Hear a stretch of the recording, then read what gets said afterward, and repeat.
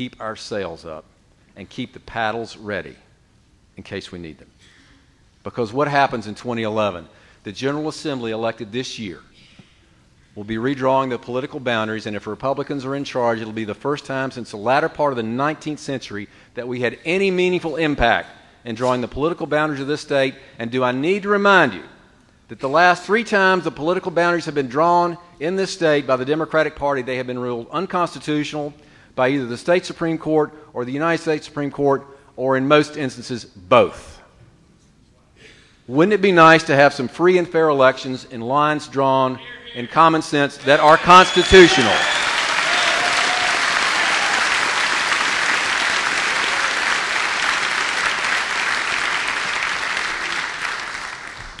And finally, we're going to make history in this state by electing for the first time ever. She won't be the first woman to serve on the state Supreme Court, but if elected, Barbara Jackson will be the first Republican woman ever elected to the state Supreme Court in North Carolina.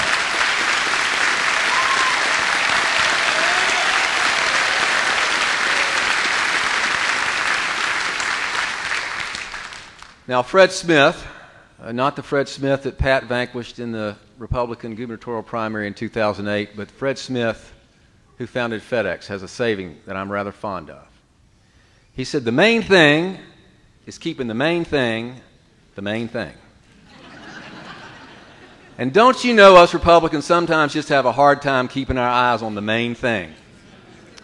Folks, the stakes are too high this year not to stay focused on the main thing. If you're in a county where there's more than one women's club, resolve that from here to the election, y'all are going to meet together. If you lost a race for county chairman 2 decades ago and you still hold it against somebody, get over it.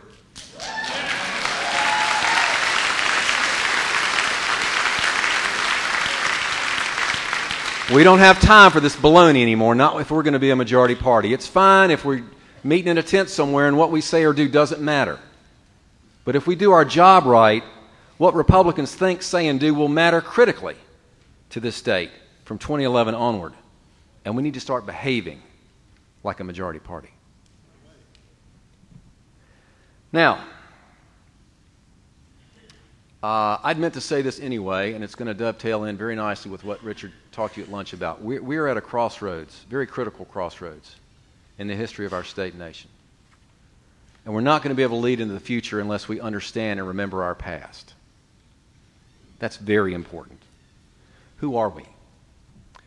We are the people that for the first time in the history of the world came together and said, you know what, we don't get our rights from the king or the state or the government. We get them directly from the hand of God.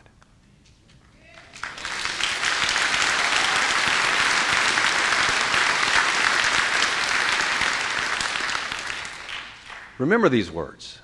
When in the course of human events it becomes necessary for one people to dissolve the political bands which have connected them to another, and to assume among the powers of the earth a separate and equal station to which the laws of nature and nature's God entitle them, a decent respect to the opinion of mankind requires them to declare the differences which impel them to the separation.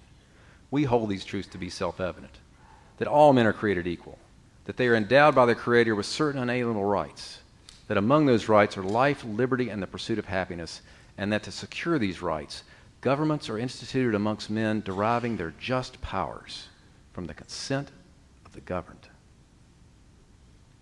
Now that's a mouthful. It means we get our rights from God and nobody can take them away. It means that the consent of the governed are in charge. Who is that, by the way? Have we been doing our job? Might I suggest that if we're unhappy with the government we have at the state and federal level, that the person that's responsible for that stares back at you tonight when you go home and brush your teeth? Ladies and gentlemen, this republic was designed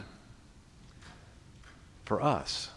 We are Americans, and it is not only our right, it is our obligation to control the government and not let it control us, and we have some work to do. Now, that document that I just quoted that started on a very philosophical level ends on a very personal note. And in support of this declaration, and with a firm reliance on divine protection, we've mutually pledged to each other our lives, our fortunes, and our sacred honor. Now, because so many went before us and their sacrifices were so great, our need be only small. We do not have to sacrifice our lives and we don't have to sacrifice our fortunes, but our honor is on the line here because we're Americans. And people expect better of us. And it's time for us to control this government and not let it control us. And that's our job. Because an American, being a citizen, has a unique set of obligations. We are the sovereign. The sovereignty is not in the institutions of government. It is not in the state. It is not in the Capitol buildings. It is in us. It resides in each and every one of us. And we are honor-bound and duty-bound and obliged to exercise that sovereignty and reclaim our government in 2010. Are you up to the task?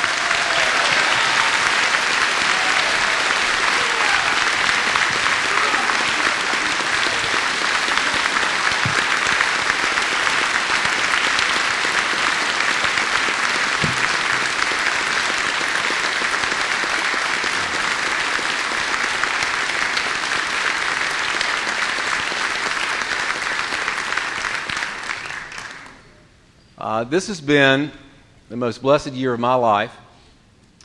Serving as your party chairman has been a great honor. It's not been a pleasure every moment. And I know I have some detractors in this crowd. But I love every one of you. And I've learned a lot from you. The most blessed thing that's happened to me this year is I got married to my lovely wife, Kate. Would you please stand?